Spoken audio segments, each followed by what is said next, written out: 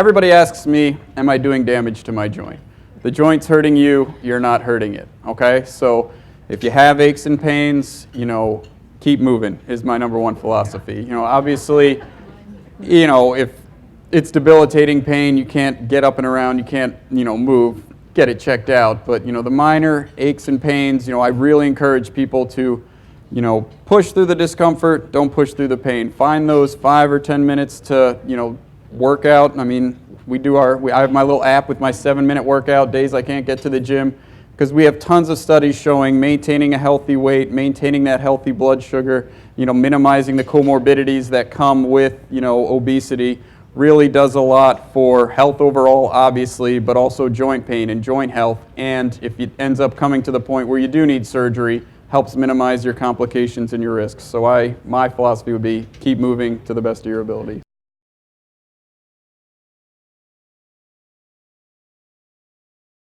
As we age, it's normal for our joints and the fluid around them to not hold on to as much water as they used to, okay? And because of that, your joints can click, they can pop, they can, be, not move quite so well and not be as well lubricated. And that's okay. That's not a sign of anything bad happening. That's kind of normal aging, but aches and pains here and there, take your Advil, take your Tylenol, that's okay. Obviously, if it's persistent, you're noticing yourself doing that all the time, obviously that's, a reason to get checked out to make sure it isn't anything more serious, and it rarely is, but you want to know just in case.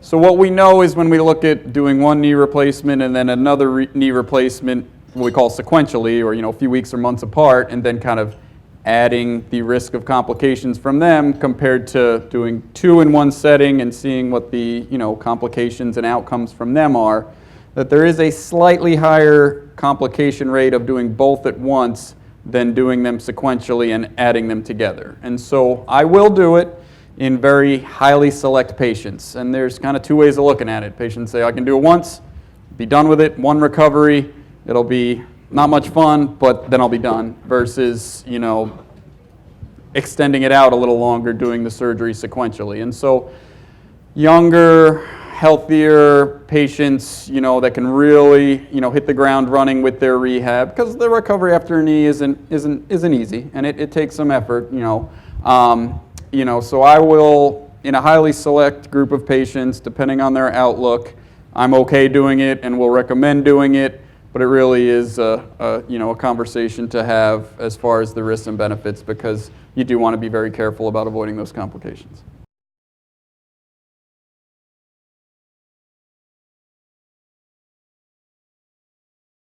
So we do not have a stem cell program at our institution now. We do what's called platelet-rich plasma, which is utilizing your own blood and some of the healing factors in your blood to help treat the arthritis. For advanced arthritis in the knee or the hip or any other joint for that matter, everybody thinks of arthritis as cartilage loss, and stem cells can rebuild cartilage. Let's inject the cells into the knee. We'll regrow cartilage. It'll be like I'm 20 years old again. Fortunately, it's not that simple. There's a whole lot of factors that cause abnormalities in the knee that we accumulate, or any joint. The cartilage wears out, the bone gets exposed, the ligaments, tighten down and constrict, the range of motion gets limited, the angle of the joint changes. You've seen some people with really bad arthritis kind of walking very bow-legged. And there's a lot of misinformation out there about stem cells. I'm not going to, say there's no potential there and that it's not certainly something that we, will include in our treatment options. It's just right now the long-term data on stem cell treatment for advanced arthritis in particular is very limited. And so you will see all sorts of claims, on, certain physicians and websites about what stem cells can accomplish. And the fact is there is not a significant amount of data to back that up. For the most part, they're safe, especially when it's preparations of your own blood, but it's very hard to track, one, what's being injected. Are the cells they harvest viable? Are the carriers therein keeping those cells viable? And then, when you inject them into your knee, right, through a syringe, your knee is full of fluid, whether it's arthritic or not, what's to say those cells are going to go to where the cartilage is missing, magically take up space, start to grow, and regrow normal cartilage. And we don't have any studies that say they do that. And so you have to be very, very careful about what the claims are. Basically, where the data is right now is that the stem cells have been shown to improve pain for 6 to 9 months, which is comparable to things like the platelet-rich plasma, which we utilize, as well as other things like cortisone injections and what's called viscosupplementation injections, which are lubricating injections that help increase the cushioning of the fluid in your knee. And so there's promise there, and it will have a role, but for now, it does not reverse arthritis. It does not cure it, and while nobody looks forward to having their knee replaced, the knee replacement surgery has, decades and decades of long-term data showing, 85 to 95% satisfaction, significant return to function, return to activity, and elimination of pain. And so it is the gold standard, and, time will tell how those stem cells play a role in the treatment of it.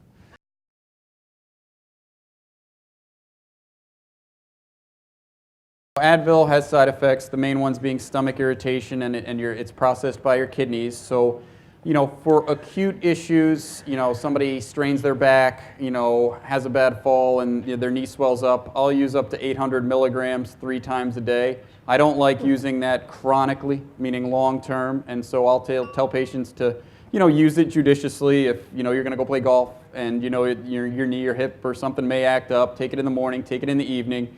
If it is to the point where you're finding you're taking it 4, 5, 6, 7 times a week and it's getting fairly repetitive, there are prescription anti-inflammatories that are once daily, a little easier on your stomach, and so that's kind of when I'll have those conversations with the patient about maybe switching to something that's a little easier to take. So it's not just the amount that you're taking, but it's the frequency. Yeah, the frequency as well as how long you're taking it. So I don't like people being on them long term, but if it's helping them avoid having to have surgery and things like that, I'll work with them on that too.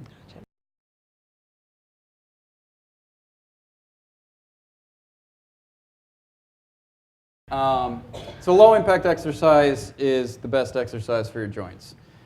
Anything in the pool, elliptical training, riding a bike, walking, running's a little higher impact. Dancing in particular, I know there's all kinds of forms of dancing, but if it's regular dancing, totally fine. Ballet dancers do put a lot of stress on their feet and particularly the tendons in their toes, and some of those shoes are not very anatomically friendly. I'm talking about, ballet. I mean, there's no study on high heel shoes contributing to joint pain. They may make certain foot and ankle pathologies like bunions worse or more painful, but do what's important for you. Low impact exercise has actually improves joint health. The motion helps the joints lubricate themselves and maintain that cartilage.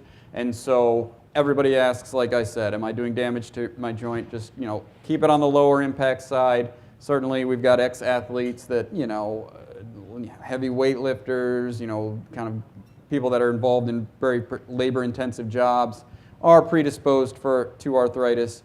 But there's studies in marathon runners showing that they really don't have a higher incidence of needing knee replacements compared to the general population. Obviously, they're all, wire thin and in great shape, but, runners, it seems to be okay, in moderation, so. So is there something that you can do if you are an avid runner or dancer, either professionally or for fun? Is there something you can do to counter that if you're not always low impact? Yeah, I will tell patients listen to their bodies. At some point you kind of get an idea of what's normal fatigue, a little bit of some aches and pains from maybe pushing it an extra mile or two. But when it's sore, when it's hurting you the next day after you've exercised, that may be a sign to, that is a sign to scale it back. Find another different activity to do. Body, it's great to keep our bodies guessing, right? Doing different types of exercise, reinvigorates different parts of our musculoskeletal system, and so, it's good to add that variety, and it also helps offload certain parts of your body that may be getting overstressed.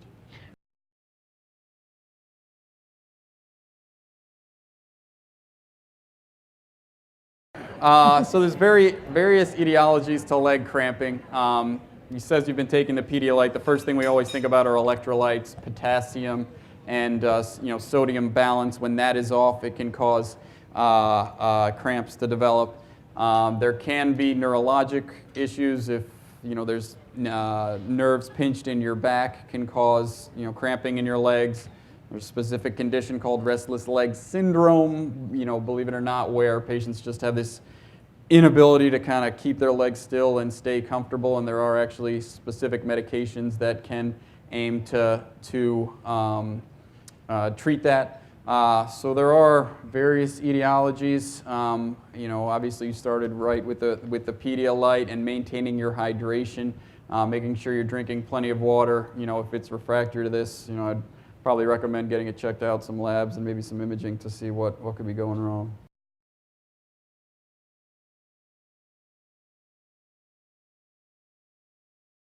So women in particular are prone to what's called frozen shoulder or adhesive capsulitis. For whatever reason, even just a minor injury or even an overuse type activity can cause scar tissue to proliferate around the shoulder. Good news is it's almost always self-limited, meaning the motion almost always comes back, assuming that's the diagnosis. But it can take some time and some physical therapy. Cortisone shots can be very, very helpful, in particular for this condition. But it does kind of come out of the blue. We call it idiopathic, where maybe you were just doing normal activities around the house, and over the course of a few weeks, your shoulder just had some inflammation in it, and your body responds by forming additional scar tissue in the shoulder. And it does get better, but sometimes can take months, even up to a year or so. And then we can do a lot to get you feeling and moving better until it goes away.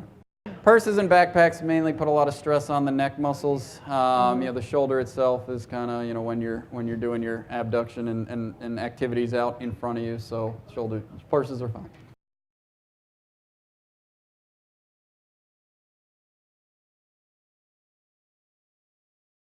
So yeah, there's physiologic amount of fluid. Usually it's sort of between 2 to 4 milliliters, and it does kind of diminish as we age, and the lubricating properties of the cartilage itself deteriorate over time. The analogy I use is kind of like the treads on the tire you get when you get your car. Unfortunately, we just use them and accumulate wear and tear on them, and it doesn't really regrow actually at all. Even with all sorts of stem cells and things, we don't have a great way to regrow completely normal cartilage into in our bodies. And so in order to keep things lubricated, low impact exercise, maintaining a healthy diet, and I can't underestimate or overestimate the importance of maintaining a healthy weight. And I know it's a hard thing to do. I have patients with bad joint pain, and I tell them to go lose weight and exercise. But there's ways to do it, and ways to work around it, and the more you can do, the better. So that kind of helps preserve our joints. Mainly been talking about joint health, but then there's the whole world of bone health, and that's not specifically what I do. I deal with it when they're broken. But the biggest predictor of bone health going into later life is weight-bearing activity at a younger age. Kind of you build up those bones in your 20s, 30s, 40s, and you do your best to maintain them going on as we get older. The balance, weight-bearing exercise could be resistance training with, an elastic band or a 5-pound dumbbell. They don't expect, 90-pound women to be lifting 400 pounds over their head. That's not what the goal is here, and I'm sure some of them can, and it's impressive, but I'm not being sexist, sorry. But maintaining, just working to do some resistance training, even if it's just bands or dumbbells, really does help maintain that bone health. And that's people are living longer and longer and longer, and unfortunately our bones aren't maintaining their health with us. And so we have a great rheumatologist group that we can work with patients to make sure if they need medications for osteoporosis, we can get them plugged into that system. And so you've heard probably a lot of the side effects about the anti-osteoporotic medications. We do know that overall they help prevent more fractures, than there's what we call atypical femur fractures that can happen, and I'm starting to rant here, but They're much better at preventing your femoral neck fractures, your distal radius fractures, your compressive fractures in your spine, and your proximal humerus fractures that we do see in aging patients.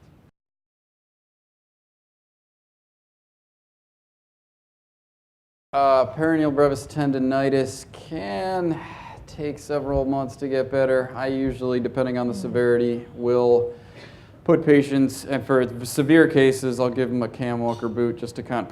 So for those who don't know, peroneal brevis tendon is a tendon down on the outside of your foot that helps you kind of move your foot in and out and accommodate uneven ground. But it can take a few months to get better. If it's very severe, I'll often put patients in sort of a cam walker boot to calm everything down and then get them into some physical therapy. But it does, studies show kind of between 5 to 8 months to really get markedly improved.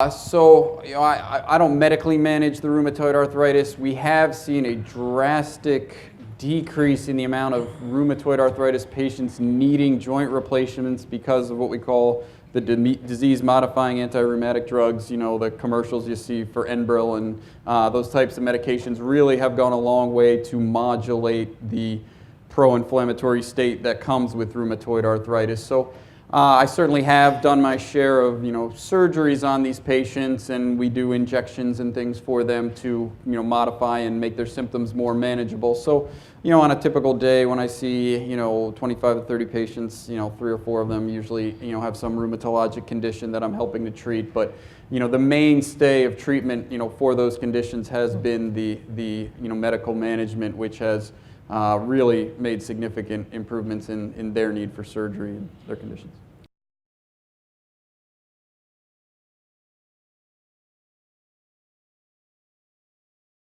Yeah, not my wheelhouse. I will tell you preventatively, using your compressive stockings and maintaining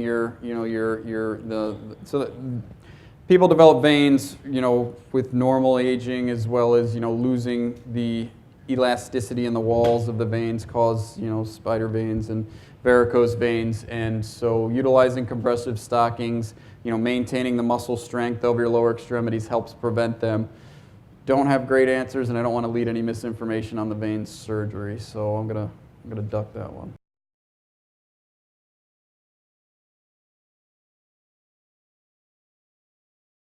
Knee replacement, hip replacement, any elective surgery is a risk-benefit analysis. And everybody asks, when's the right time to have a knee replacement? When's the right time to have a hip replacement? And I can't answer that for you, individually.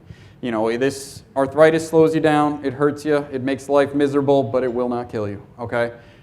So the question is, one, when this pain from this arthritis is having a significant impact on your function and quality of life, that you're saying, hey, I got to do something about this. You understand the risks and benefits, which I'm always happy to explain to people, at length and answer any questions about.